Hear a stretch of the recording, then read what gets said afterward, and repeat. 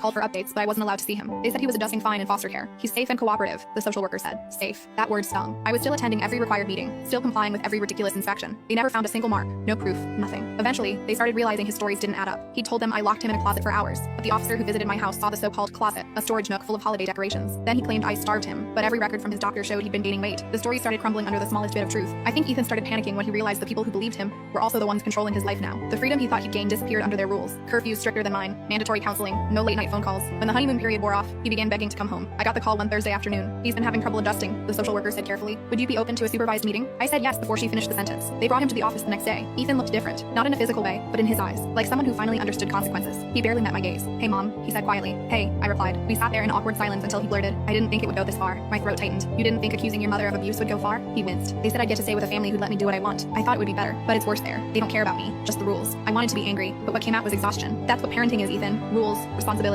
the things you hated. He nodded, tears threatening. The social worker watched from across the room but didn't interrupt. Ethan wiped his face. I just wanted you to listen to me. I said. You just didn't like what you heard. He didn't answer. 2 weeks later, the court reviewed everything. Every allegation was proven false. They offered to return him home immediately, but I asked for 1 more month, not as punishment, but to make sure he understood what he'd done. When he finally came back, he didn't say much. The first night, he sat at the dinner table staring at his plate. You really didn't hit me, he muttered. I know that now. I didn't reply. There was nothing to say. He finished eating, stood up, and quietly did the dishes without being asked. That was his apology. We never talked about it again. But every time he left the house, he'd stop at the door, look back and say, see you later, mom.